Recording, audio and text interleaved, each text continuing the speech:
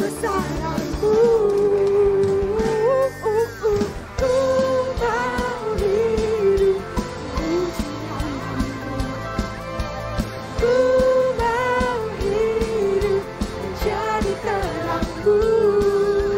Ku mau hidup dalam rencana-Mu, menyatakan kebesaran-Mu. Just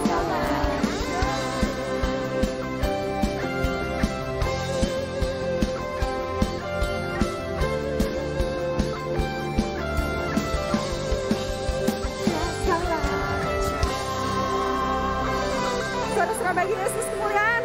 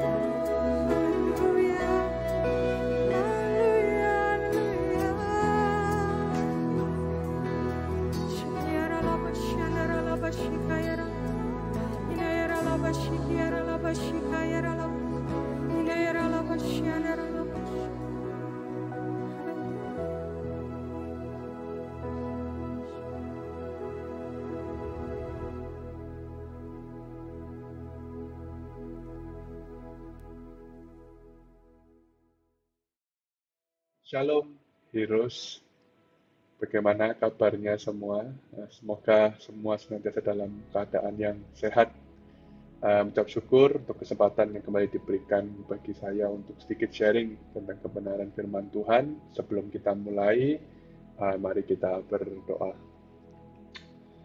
Tuhan Yesus, terima kasih Tuhan untuk kesempatan pada hari ini Tuhan. Hamba boleh berikan kepercayaan untuk sharing mengenai bagaimana tubuh kami Tuhan itu berharga di matamu.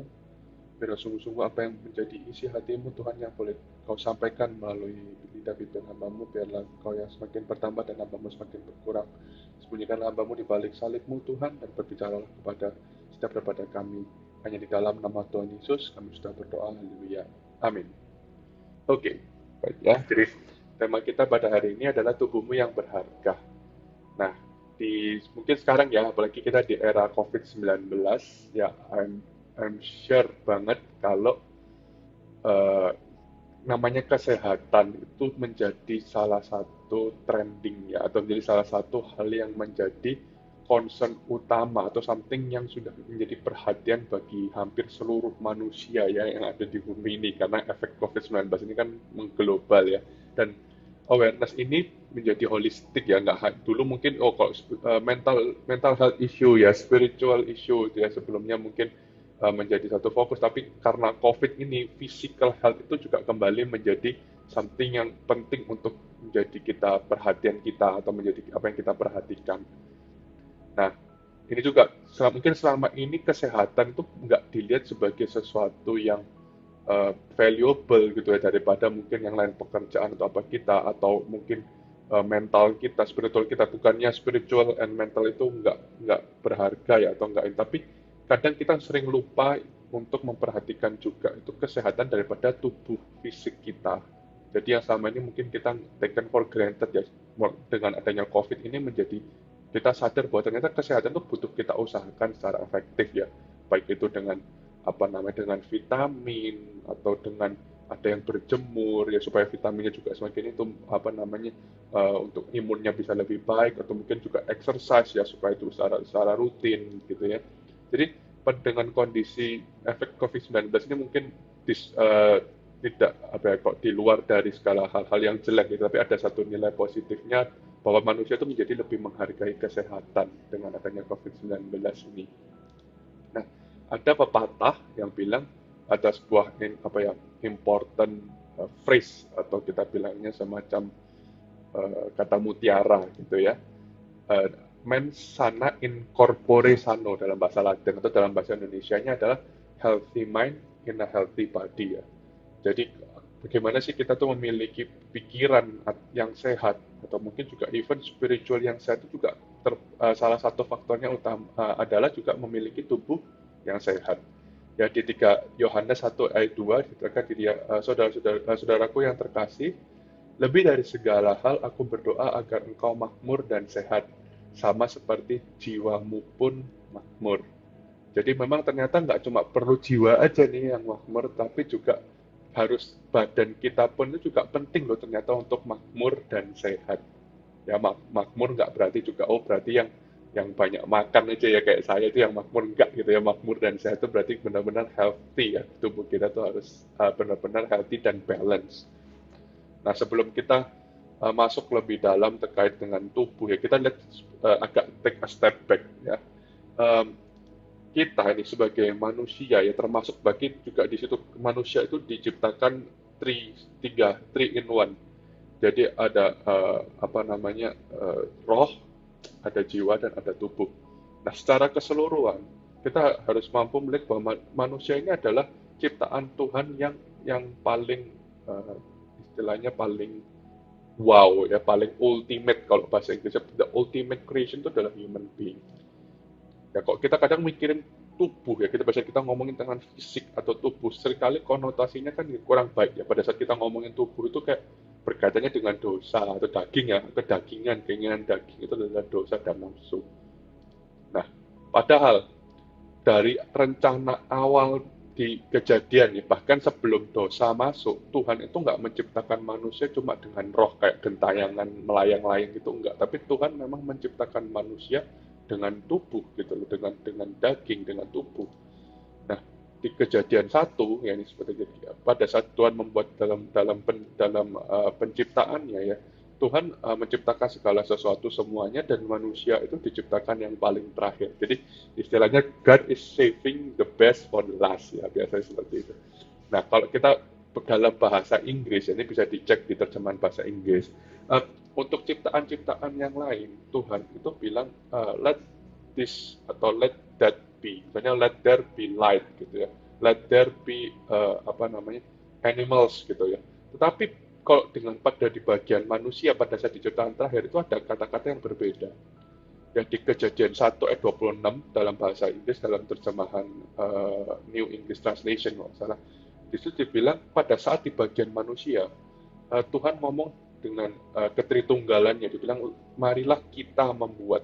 Ya, jadi beda kok tadi itu yang lain ciptaan yang lain cuma biarlah ini terbentuk dan itu terbentuk. Tetapi manusia itu enggak gitu. Tuhan itu actually dengan sengaja dan dengan effortnya dengan ini dia itu membuat sendiri gitu. Let us make, mari kita membuat gitu, dalam membuatnya nggak cuma membuat aja, in our image and our likeness, jadi dalam serupa dan segambar dengan kita gitu. Jadi benar-benar manusia itu dibuat dan dibentuk oleh Tuhan sendiri, bukan cuma kayak Tuhan berfirman seperti yang lain gitu, yang lainnya let there be, jadi kita enggak gitu. Tuhan actually membuat kita di kejadian. Kemudian di kejadian 1 ayat 28 ini hal lain yang membuat kita spesial ya.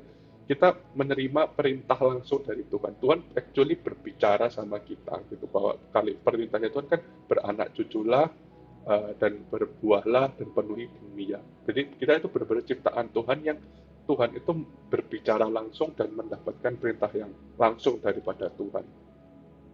Jadi kembali ya, Tuhan itu menilai kita, melihat kita itu sebagai the masterpiece of His creation ya, including keseluruhannya, nggak cuma roh kita, nggak cuma pikiran kita, tapi keseluruhan tubuh, semua tiga-tiganya itu adalah masterpiece-nya Tuhan.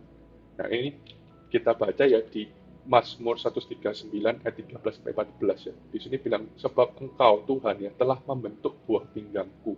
Engkau merajut aku dalam kandungan ibuku. Nah, aku akan menyanjung Engkau sebab aku diciptakan dengan dahsyat dan ajaib ya. We are wonderfully and fearfully made gitu ya.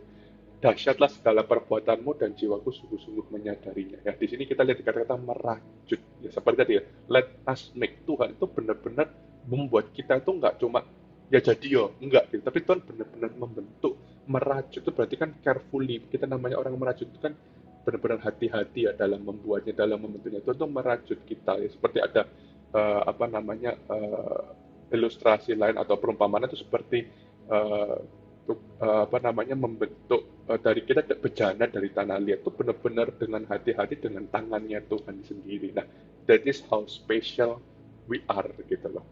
Nah, jadi bahkan ya itu kan mungkin bilang itu yang di perjanjian lama. Nah, kita tahu justru di perjanjian yang baru Tuhan itu apa namanya mengirimkan anaknya yang tunggal untuk actually mati buat kita gitu. Dia nggak mau menebus. Kalau hewan malah dipakai untuk menebus kita dulu di perjanjian lama, tetapi di perjanjian baru bahkan Tuhan sendiri yang mati buat kita untuk menggantikan kita. Itulah seberapa berharganya kita. How we are so valuable to God. Nah, pertanyaan berikutnya, kalau Tuhan menghargai kita sebegitunya, apakah kita sudah menghargai diri kita sendiri dengan baik atau dengan benar? Gitu. Nah, jadi Tuhan sudah mati buat kita. Jadi apa namanya, Tuhan sudah mati buat kita. Jadi sebenarnya kita mau ngapain aja sudah boleh dong. Sebenarnya sudah dibebaskan kok. Aku sudah bukan tawanan lagi. Aku sudah bukan di bawah maut lagi. Jadi aku bisa semaunya sendiri dengan badanku dong. Apakah benar seperti itu ya? Sayangnya banyak yang berpikir seperti itu gitu loh. Banyak orang yang bahkan mungkin mereka juga nggak peduli, mereka sudah free dari condemnation atau apa, pokoknya dia merasa tubuhnya itu sudah, ya itu tubuhku gitu. Jadi aku mau ngapain aja sama tubuhku ya terserah gitu kan. Nah contohnya ya ada yang mungkin dia dengan sengaja dia tahu actionnya itu adalah sebenarnya membawa dampak buruk atau menyakiti tubuhnya. Misalnya dengan minum alkohol berlebihan, merokok, dan obat-obatan, ini yang mungkin contoh ekstrim. Itu kita bilang extreme modification ya. Ada yang merasa kayak, oh aku nggak puas dengan tubuhku, aku mau tak rubah gini, tak rubah gitu sampai di utak ada sampai akhirnya tubuhnya itu malah jadi berantakan nih. Banyak yang kita tahu ya operasi plastik dan lain sampai akhirnya gagal dan malah nggak karu-karuan kan. Terus including juga free sex ya, kita tahu kok misalnya tuh nggak dengan sembarangan orang, dengan orang yang nggak jelas itu malah bisa mendatangkan penyakit dan lain-lain. Nah, kita sebenarnya banyak orang sebenarnya apa mereka nggak tahu konsekuensinya, ya mereka tahu tapi mereka tetap ngelakuin. Jadi sebenarnya mereka nggak peduli tubuhnya gimana, pokoknya aku mau menikmati, aku mau mendapatkan kenikmatannya tanpa mempedulikan efek kepada tubuh. Itu satu. Nah, kedua lagi ini juga yang nggak kalah serius dan sering terjadi adalah kita seringkali mbak over exploiting the body. Jadi kok tadi itu mungkin jelas ya, kok yang kayak tiga yang sebelumnya itu kayak sudah tahu, oh itu ekstrim banget, itu sudah jelas dosa dan lain-lain. Tetapi ini mungkin yang something yang kita juga nggak sadari mungkin kita lakukan. Jadi kita mengeksploitasi atau kita memaksa tubuh kita tuh dieksploitasi lebih daripada seharusnya gitu. Ya kita bilang sleep deprivation ya, orang yang kurang tidur karena mereka terlalu banyak lembur kerja. Mereka nggak mau istirahat dengan cukup tidur, waktu tidur cuma 2 jam, 4 jam ya, kurang istirahat. Terus over dan under exercise, aku bilang dua-duanya ya itu gak bagus. Over dalam arti ada orang yang pengen badannya bagus, olahraga nge-gym sampai nggak istirahat bener-bener, pokoknya aku harus olahraga tuh supaya badanku habis, supaya badanku bagus. Ada juga yang under ya, under exercise itu juga jelek gitu ya, maksudnya tubuh tuh harus dilatih, dia tuh seperti kayak anggapannya kayak mobil tuh harus dipanasin, tapi kita nggak peduli ya udahlah apa namanya, tubuh aku mau istirahat, aku mau tidur, aku mau yang ini yang ekstrim ya, aku cuma mau di tiduran, aku nggak mau lah, saya malas lah olahraga. Terus over diet juga, atau kita bilangnya bukan over dan apa ya, over diet dan over eating ya juga bisa gitu ya. Orang-orang yang kayak sampai ke arah anoreksia, dia merasa oh aku terlalu gemuk tuh nggak jelek, jadi aku tuh harus kurus ya. Jadi tubuhnya disuruh kerja, suruh workout tapi nggak dikasih makan yang proper, atau sebaliknya gitu ya, dia aku nggak peduli, aku pengen makan, nggak peduli itu makan tuh sehat buat tubuhku apa enggak, ya pokoknya tak makan aja, tak mau makan semuanya tak makan. Nah, kalau yang hal yang pertama tadi ya, titik pertama menyakiti tubuh dengan sengaja, itu kan sudah kelihatan, itu pasti dosa ya, pasti ya. Harusnya kalau orang yang benar-benar sudah apa namanya hidup dalam Tuhan, maksudnya hidup dalam kasih karunia Tuhan, ya harusnya untuk yang poin pertama sudah enggak gitu. Tapi untuk yang poin kedua, mungkin di Alkitab nggak jelas, apa nggak ada tulisan, oh apa namanya kamu harus makan sekian kalori, oh kamu harus olahraga berapa kali sehari, oh kamu harus tidur berapa hari. Ya itu memang nggak ada aturan yang istilahnya, oh itu yang dilakukan itu berdosa apa enggak. Nah tapi ini coba kita baca sebelumnya, coba kita baca di 1 Korintus. Oh, nah 1 Korintus 6 ayat 12 ya, dibilang segala sesuatu diperbolehkan bagiku, ini katanya Paulus ya. Dia berbicara pada jemaat di Korintus, segala sesuatu sebenarnya diperbolehkan, tetapi apa? Tidak semuanya bermanfaat. Segala sesuatu diperbolehkan bagiku, tapi apa? Aku tidak mau dikuasai oleh apapun. Nah, kalau kita lihat tadi root cause dari dua hal di atas, tadi apa kenapa kita seringkali itu berbuat seenaknya dengan tubuh kita? Pertama, ya kita mau berbuat menggunakan tubuh kita itu di luar desainnya Tuhan.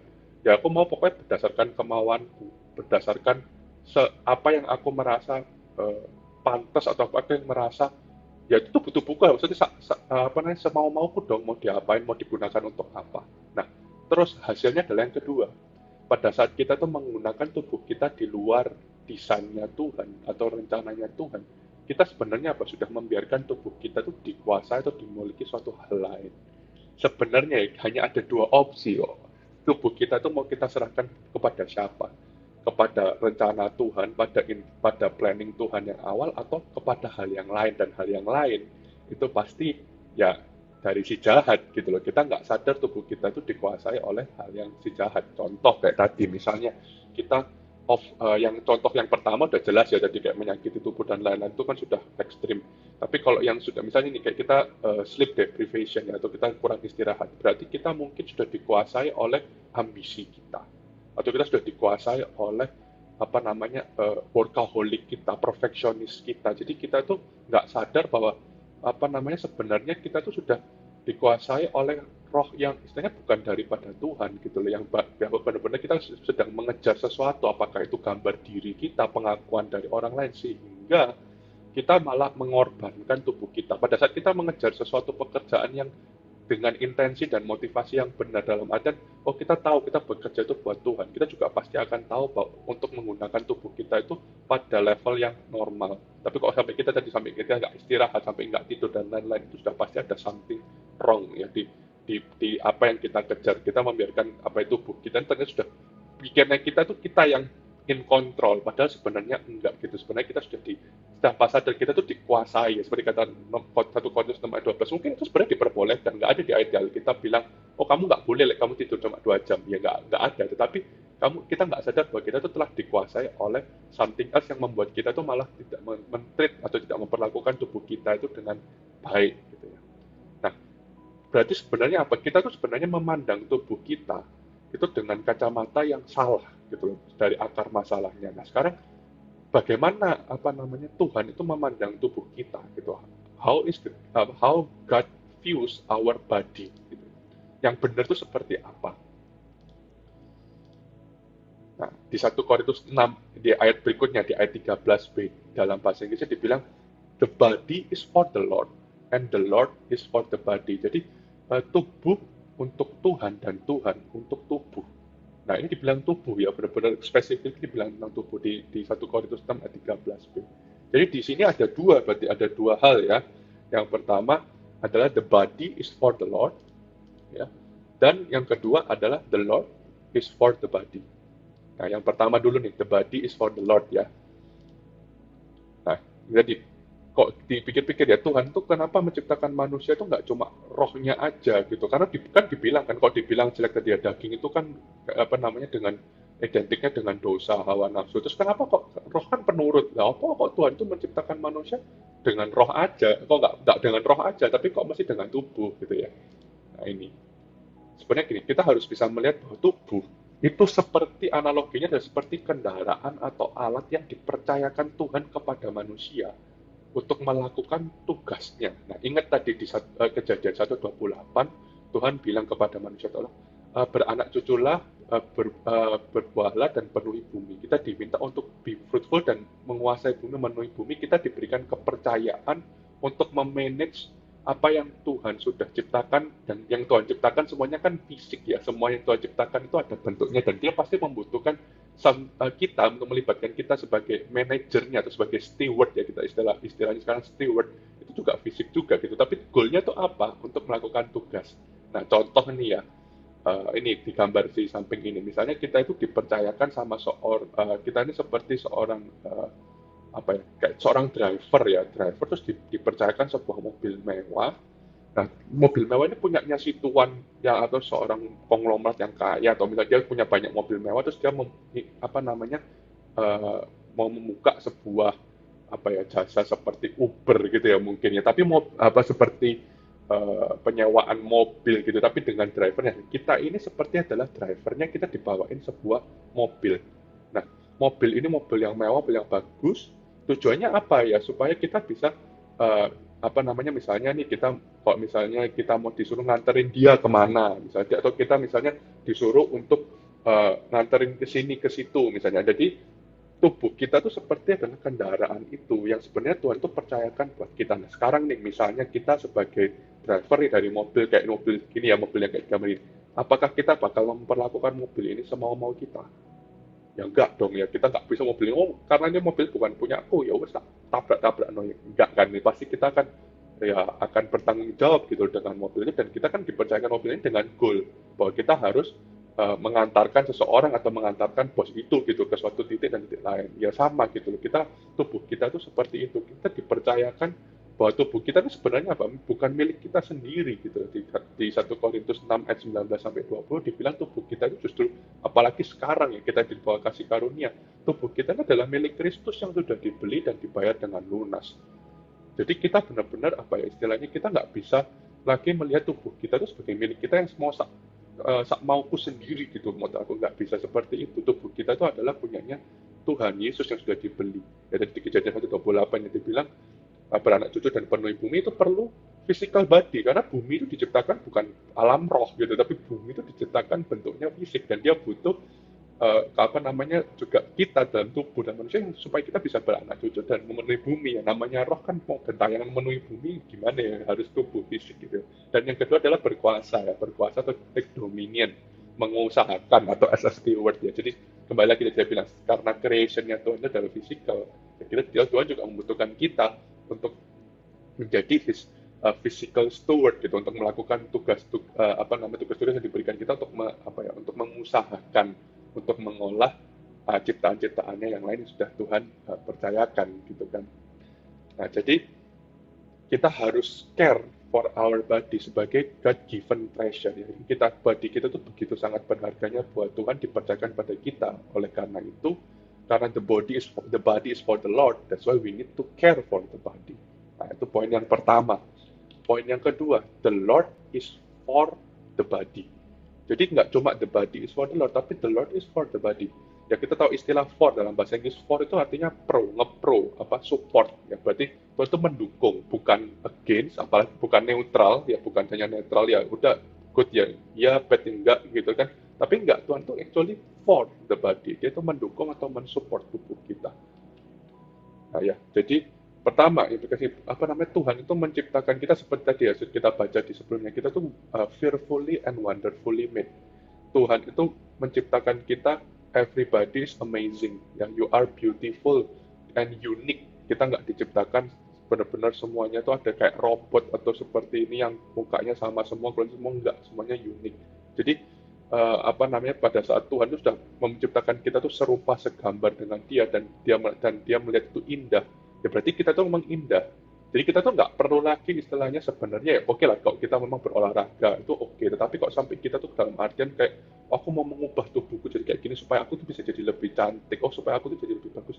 It's a wrong motivation karena Tuhan menciptakan kita itu beautiful. You are beautiful. Kalau Tuhan thinks you are beautiful ya you are beautiful. Orang lain mau ngomong apa ya biarin. Tuhan yang nyiptain kamu, Tuhan bilang kamu cantik, Tuhan bilang kamu ganteng, ya sudah, that's who you are. Gitu. Nah, kedua, implikasinya adalah Tuhan itu actually cares for your body. Kembali lagi kalau bilang, mungkin Tuhan tuh ingin kita menguatkan tubuh roh kita, roh kita harus semakin kuat. Tapi sebenarnya Tuhan pun juga sebenarnya peduli gitu loh kepada kebutuhan tubuh kita. Ya, karena dia kembali lagi dia menciptakan kita dengan tubuh dan dia juga peduli dengan tubuh kita. Apa buktinya? Ya di Perjanjian Lama ya kita tahu yang Tuhan menyediakan mana dan burung puyuh ya buat bangsa Israel yang mereka pada itu lapar keluar dari tanah di gurun mereka harus disediakan makanan gitu kan, berarti Tuhan itu menyediakan makanan. Dan yang ini yang unik ya yang saya suka ini dari cerita di Elia di satu raja-raja tentang Elia yang pada saat itu dia sedang kabur karena dikejar-kejar sama Raja Ahab ya, dia mau dibunuh, dia itu sampai depresi. Padahal sebelumnya dia itu lagi barusan ada mujizat yang luar biasa ya, pada saat dia menantang nabi-nabi Baal untuk mendatangkan api dari langit, dan dia yang akhirnya benar menunjukkan gitu bahwa Tuhan itu Tuhan yang hidup, ada api dari langit dan membakar. Tetapi akhirnya gara-gara itu kan dia membunuh semua nabi-nabi Baal, tapi malah si ratu yang jahat dari Israel itu kan malah mengancam akan membunuh dia gitu, sehingga dia itu akhirnya lari, terus dia sampai takut, depresi, dan dia itu akhirnya stres sampai dia itu mau bunuh diri bahkan. Nah, tapi bisa dibaca sendiri di 1 Raja-Raja 19. Nah, pada saat di kondisi seperti itu, pada saat dia lagi stres, depresi, kayak dia nggak punya hope, apa yang Tuhan lakukan ya? Pertama kali Tuhan itu mengirimkan burung gagak untuk memberikan dia makan, dan makannya itu komplit gitu loh, ada kalau nggak salah saya ingatnya roti bakar dan kendi berisi air. Jadi Tuhan itu peduli gitu. Yang pertama kali dia bilang, Elia kamu makan gitu, kamu nggak lari nggak makan, you have to eat. Nah, berarti dia tahu gitu kok tetap tubuh itu butuh makan, nggak bisa kamu mau depresi, kamu mau apapun ya kamu tetap harus makan. Terus habis itu dia bilang, Elia istirahat dong. Jadi Tuhan tuh benar-benar care loh sama kebutuhan tubuh kita lah. Maksud kita yang malah nggak care gitu kan.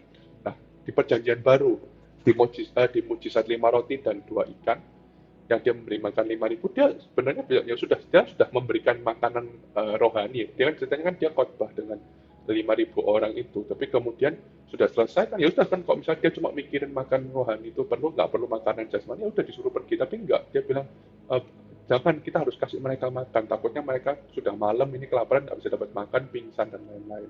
Jadi Tuhan benar-benar peduli gitu. Dan ini ada satu lagi ya di Markus Markus 6 ayat 30 sampai 32. Di situ tuh ceritanya apa namanya murid-muridnya itu baru saja melakukan mujizat gitu, mujizat dan mereka tuh sangat excited gitu. Tuh, minta sama Tuhan, aku Tuhan habis melakukan ini itu. Tapi apa yang Tuhan Yesus ngomong sama mereka? Dia bilang apa namanya sudah mari kita menyingkir, mari kita istirahat dan mari apa jangan sampai kamu tuh apa namanya tidak mendapatkan makanan dan tidak beristirahat. Jadi pada saat dengan murid-muridnya pun Tuhan tuh minta mereka, oke, aku tahu kamu barusan melayani dan banyak mujizat yang terjadi. Tapi jangan sampai kamu tuh terlalu carried away atau kamu jadinya kebawa suasana, oh karena aku udah pelayanan gini-gini sampai dia lupa gitu. Jadi Tuhan pun tuh ngerti loh kok pada saat kita melayani pun ya apapun bekerja buat dia pun gitu tapi tetap kita tuh nggak boleh lupa untuk istirahat dan juga untuk makan. Nah, Tuhan tuh segitunya ternyata Tuhan tuh peduli loh sama kebutuhan tubuh kita tuh seperti itu. Nah, jadi dengan dua pandangan Tuhan seperti itu terhadap tubuh kita. Jadi apa yang sebenarnya kita tuh harus lakukan dengan tubuh kita? Nah, the body is the primary area of power and freedom, and therefore itu adalah responsibility kita. Karena itu adalah ya tadi kendaraan yang bisa kita pakai untuk melakukan tugasnya Tuhan. Jadi ya itu adalah tanggung jawabnya kita. Kita memang ya istilahnya kalau kayak seperti tadi ya driver tuh bisa aja membawa mobilnya mau semau dia yang sudah dipercayakan sama dia. Tetapi ingat kita juga berresponsible, kita bertanggung jawab untuk itu. Nah, dilanjut jadi 1 Korintus 6 juga ayat 18 sampai 20. Di situ ada dua perintah, ada dua kata kerja yang diberikan oleh Paulus tentang tubuh. Yang pertama adalah di ayat 18. Di situ bilang jauhilah percabulan. Nah, di situ kata perintah yang pertama adalah jauhilah, flee. Nah, yang di ayat 20 di situ ada dibilang oleh karena itu muliakanlah Tuhan dengan tubuhmu ya. Kata perintah yang kedua adalah muliakan atau glorify. Nah, untuk flee, yang pertama jauhilah. Untuk kita take care dengan tubuh kita, sometimes kita harus flee, kita harus menjauhi sesuatu. Ya di ayat 18 di konteksnya di sini adalah dari percabulan atau sexual immorality. Tapi sebenarnya ada beberapa hal-hal lain loh yang sebenarnya kita tuh memang perlu untuk kita jauhi atau kita flee from, atau kita kok flee itu berarti bahasa Indonesia sebenarnya kabur, atau kita harus menjauhkan diri kita dari itu untuk apa namanya kita tuh take care of our body. Nah, contoh yang pertama, nah ini flee from your couch ya, jauhi sofamu atau ranjangmu, get some exercise gitu ya. Kamu kadang harus jauhi, harus by intended kita harus benar-benar jauhi comfort zone-mu untuk yang aku mau layar-layar, aku mau mager-mager ya, no gitu ya. Yang kedua, flee from fast food and unhealthy diet ya. Apa namanya, get a proper nutrition, kita harus jauhi. Dan kadang-kadang kan kita mungkin butuh makan junk food dan lain-lain, kadang-kadang itu bukan ada yang memang karena suka, ada juga yang karena aku butuh cepat nih, butuh convenient nih, karena aku mau kerja lagi, atau ada juga yang dia juga merasa kayak oh aku tuh pingin makan ini, tidak peduli aku pokoknya mau ini, no gitu. Sometimes kita harus memang menjauhi itu untuk kita tuh bisa mendapatkan nutrisi yang baik untuk tubuh kita. Nah, yang ketiga ini yang akan aku jelasin tadi bit more ya, yang sering menjadi something yang kita lupa untuk kita tidak hindari. Ya. Flee from the hamster wheel of life. Jadi hamster wheel of life ini seperti mungkin rutinitas pekerjaan kita. Sometimes ini bukan berarti kita harus kabur dari keadaan, enggak. Tetapi hamster wheel of life ini seperti apa ya? Kalau kita tahu hamster wheel ya, dia tuh kayak muter terus dia nggak berhenti. Terus muter terus, no gitu loh. Kita harus at some point kita harus istilahnya mendisiplinkan tubuh kita untuk rest atau istirahat. Ya, kita tahu rest itu sebenarnya bukan an option. Oh, bukan berarti aku mau ngambil sebuah keputusan untuk istirahat. Sebenarnya enggak gitu. Ternyata istirahat dan rest itu adalah sebuah perintah daripada Tuhan sendiri. Buktinya apa? Tuhan menguduskan hari Sabat. Ya, Tuhan sendiri beristirahat loh pada saat di penciptaan, dia sengaja di hari ke-7 dia istirahat. Apakah Tuhan capek? Apakah Tuhan yang gitu tuh Tuhan tuh butuh istirahat? No. Gitu. Tuhan itu memberikan contoh bahwa memang kita pun itu perlu untuk setelah kita bekerja, kita butuh untuk beristirahat. Ya. Kenapa kok seringkali kita itu sulit untuk beristirahat? Ya, ada dua hal biasanya. Karena tadi pertama, perfectionism, kita mau itu semuanya perfect. Sehingga kita tuh nggak bisa, pokoknya ada yang kurang perfect dikit, aku nggak mau. Pokoknya aku mau ngejar sampai sesuatu itu perfect. Padahal ya kita tahu sendiri kita adalah bukanlah orang yang perfect gitu loh. Kalau kita mau mengejar terus perfectionist, kita nggak akan bisa benar-benar enjoy yang namanya rest. Yang kedua yaitu masih berhubungan juga self reliance. Kita mengejar sesuatu yang sempurna itu dengan kekuatan kita sendiri. Ya pokoknya semua itu harus tak kontrol. Semuanya itu aku harus yang kontrol semuanya, sehingga ya nggak ada waktu buat istirahat. Aku harus memastikan semua kondisi itu baik-baik sesuai dengan apa yang kita mau. Dan ya itulah membuat kita tuh nggak akan ada habisnya gitu kan. Ya ini juga banyak orang yang merasa, oh kok aku beristirahat itu nggak produktif. Ya bedakan istirahat sama malas-malasan ya. Kalau istirahat itu jelas, oh aku mau istirahat gini berapa jam. Kalau malas-malasan, undefinite rest gitu misalnya. Aku mau istirahat ya sakarepku, nanti aku lihat mood kerja itu beda. Rest itu bukan berarti unproductive. Nah, apa? Rest itu justru apa? Rest itu being purposeful. Kita tuh terencana, kita punya tujuan. Dan memang benar-benar secara intentional kita mau take a rest. Untuk apa? Supaya kita benar-benar bisa punya energi yang lebih kuat lagi, atau istilahnya untuk bisa merefresh diri kita untuk bisa menjadi lebih produktif. Dan nyataannya apa? Your rest determines your performance gitu. Kualitas daripada hasil kerja kita itu justru ternyata ditentukan juga dari kualitas istirahat kita. Ya. Karena apa? Karena itu ya, rest itu merestore the strength. Dia mengembalikan kekuatan kita yang kita butuhkan untuk sampai ke finish line-nya. Hidup kita itu bukan seperti lari cepat, tapi seperti maraton, yaitu seperti itu. Yang memang kita tuh benar-benar butuh titik-titik di mana kita tuh harus take a stop gitu, take a stop untuk bisa tetap terus lanjut gitu, untuk bisa tetap lanjut sampai kepada finish line-nya. Dan itu kita membutuhkan yang namanya rest. Ya, ini rest itu ternyata adalah apa? Sebuah spiritual discipline gitu loh untuk rest. Jadi rest itu nggak selalu buat jadi nggak selalu about sleeping more. Oh berarti aku harus tidur lebih banyak. Oh aku berarti harus lebih sering-sering duduk istirahat. Enggak. Tetapi apa? Rest itu pada dasarnya adalah winning the battle inside your mind by trusting God. Kita itu pada saat rest kita tuh memenangkan pertarungan. Maksudnya dalam badan kita bahwa kita tuh nggak harus menyelesaikan semuanya sendiri dengan waktu kita, dengan cara kita, tapi kita mau mempercayakan kepada Tuhan. Jadi rest itu sebenarnya adalah an act of faith gitu. Adalah sebuah tindakan iman. Dan itu dia, rest itu adalah key of restoration, nggak cuma restoration daripada tubuh kita, tetapi sebenarnya key of the whole restoration of our life. Ya. Kembali ke contoh di Elia. Di Elia di satu Raja-Raja 19, di ayat 7 sampai 8, ini bisa dibaca kembali juga. Elia itu awalnya dia mulai mengalami spiritual breakdown. Pada saat dia sudah mengadakan mujizat, dia merasa, oh berarti aku tuh sudah di atas angin. Tapi ternyata enggak. Dia pada saat sudah melakukan mujizat, malah dia akhirnya diancam dibunuh sampai sampai dia itu harusnya lari. Sehingga dia itu akhirnya mulai mungkin ya, dalam hatiku meragukan Tuhan. Loh, Tuhan, aku tuh sudah melakukan mujizat, kok sekarang aku malah jadi mau dibunuh gitu. Kenapa kok malah Tuhan tuh nggak mau aku menang?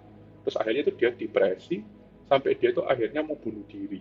Jadi from spiritual breakdown terus ke mental breakdown, terus akhirnya dia, karena dia sudah mental breakdown, sudah mau bunuh diri, dan dia sudah akhirnya tubuhnya ya jadi otomatis physical breakdown juga, dia sampai kabur, dia kelelahan dan lain-lain. Nah akhirnya pada saat Tuhan datang dengan mengirimkan burung gagak itu tadi, dia akhirnya kan makan istirahat. Nah restorasinya si Elia ini kebalikan. Kalau tadi ya problemnya mulai dari biasanya problemnya dari spiritual problem dulu, baru ke mental, baru ke fisik. Tapi cara Tuhan restorasinya itu dibalik. Tuhan restorasi Elia dari fisiknya dulu. Kamu makan, kamu istirahat. Pada saat dia sudah makan dan dia istirahat, barulah dia mengalami restoration dari depressionnya. Dia mulai bisa tenang, dia mulai merasakan damai. Dan dari situ dia akhirnya mengalami spiritual restoration. Dia akhirnya kembali imannya, dia kembali pada Tuhan. Dia tahu bahwa Tuhan itu tetap in control. Pada akhirnya Tuhan itu kuasanya Tuhan itu mungkin nggak terdengar seperti yang luar biasa mengingat, tapi kuasanya Tuhan itu seperti angin, tetapi itu benar-benar nyata buat dia. Dan jadi ternyata rest atau istilahnya rest yang di fisik kita itu ternyata juga bisa sampai berdampak kepada our mental and spiritual juga. Jadi pada saat kita nggak rest, hati-hati gitu, ternyata bisa itu mempengaruhi juga kepada how our mental and spiritual juga. Kalau kita nggak mau rest gitu, kita nggak mau istirahat, kita nggak akan mengalami restorasi. Jadi ya in rest gitu ya, we can actually see that God is in control. Ya karena pada saat kita beristirahat kan kita benar-benar menyerahkan kendali dan kontrolnya kepada Tuhan. Tuhan, it's time for me to rest and I now I surrender the control to you. sebenarnya to be honest, Tuhan tuh nggak pernah losing control. Kita mau rest atau nggak rest, sebenarnya Tuhan tuh selalu in control. Tapi pada saat rest kita akhirnya benar-benar menyadari bahwa I'm already off the steering wheel. Aku benar-benar sudah lepas dari semuanya. Aku cuma bisa istirahat. Tuhan benar-benar I trust wholly to you gitu ya. Jadi ya trust him enough gitu untuk to rest. Nah, terakhir poin kedua tadi ya, yang pertama adalah flee. Kita harus menjauhi beberapa hal untuk kita take care of our body. Yang kedua ya ini adalah untuk muliakan, to glorify. Jadi kembali ya, sebenarnya kembalikan tubuh kita tuh kepada original desainnya Tuhan. Yaitu apa sebenarnya Tuhan, tubuh kita diciptakan apa ya? The body is for the Lord gitu, untuk memuliakan Tuhan dan mengerjakan panggilannya. Nah, jadi ya, our body itu kayak activity centernya, kita bisa melakukan segala sesuatu, action kita ya semua dari tubuh kita sekarang.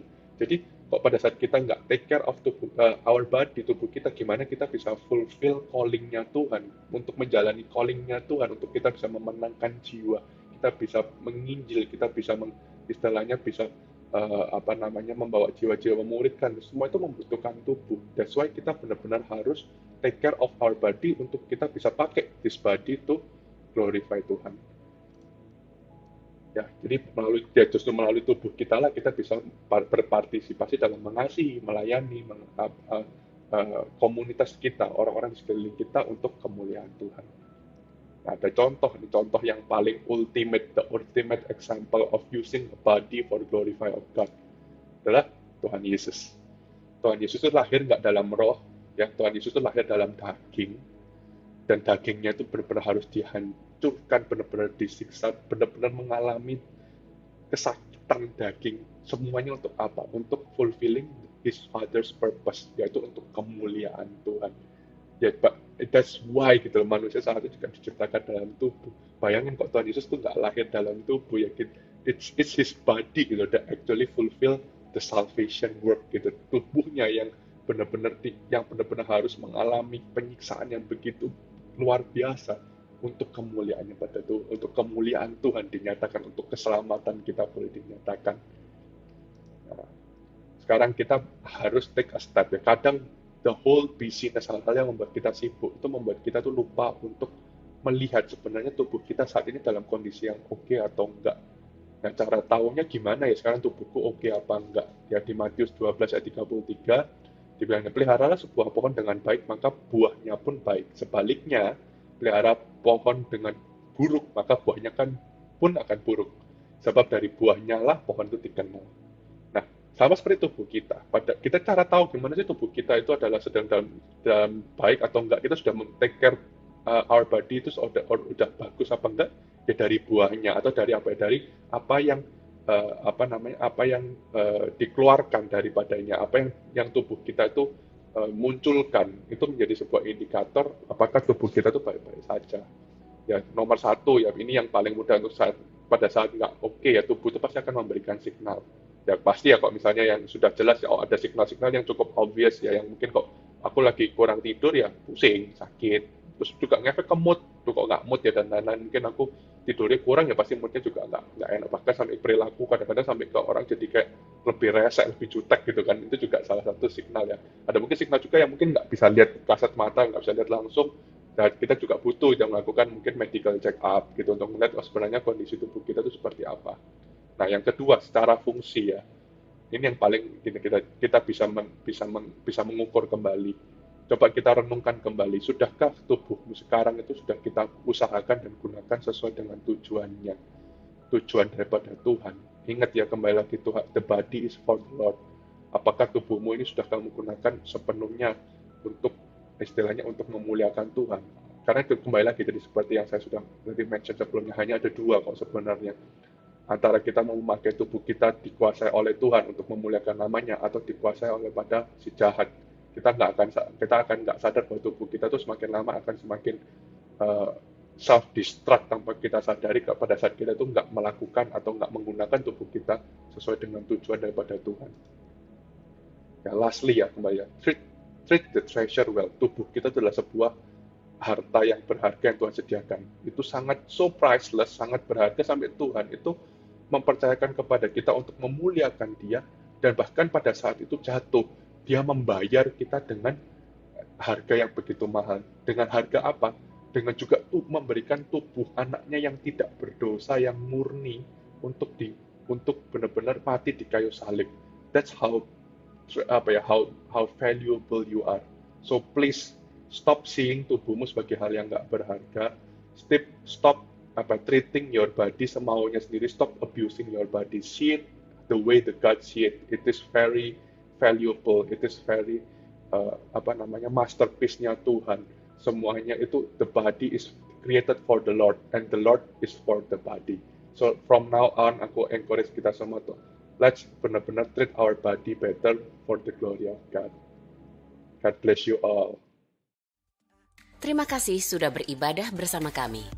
Terus dukung kami dalam pelayanan untuk keselamatan jiwa-jiwa bagi kemuliaan nama Tuhan Yesus dengan cara memberikan persembahan atau persepuluhan saudara melalui rekening BCA Sinode Gereja YHS di nomor rekening 0109229000 atas nama Gereja YHS. Sertakan juga keterangan persembahan atau persepuluhan dari kota mana. Atau berikan persembahan dan persepuluhan melalui aplikasi pembayaran online yang saudara miliki, seperti Dana, OVO, atau GoPay, dengan men-scan QR Code yang tertera di layar. Persembahan saudara mengubah kehidupan. Yeshua HaMasiah, bless you.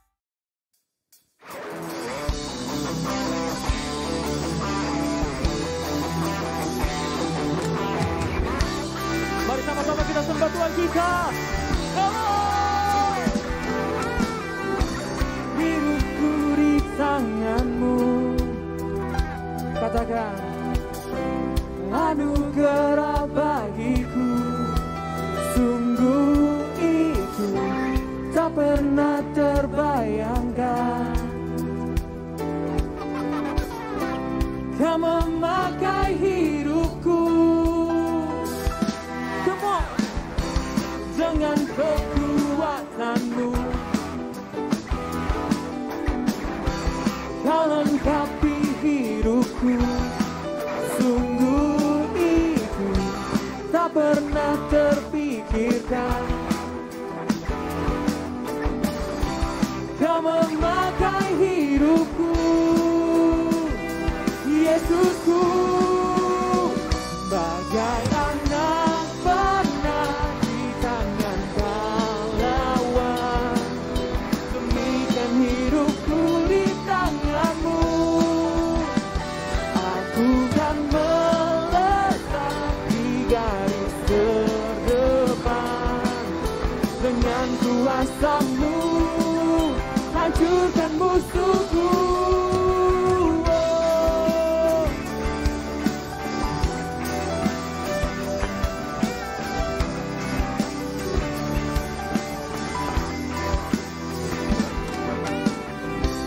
Hidupku di tangan-Mu, anugerah bagiku, sungguh itu tak pernah terbayangkan. Kau memakai hidupku, sekali lagi katakan, dengan kekuatan-Mu. Kau lengkapi hidupku, sungguh itu tak pernah terpikirkan. Kau memakai hidupku, Yesusku, bagai anak panah di tangan pahlawan. Demikian hidupku di tangan-Mu,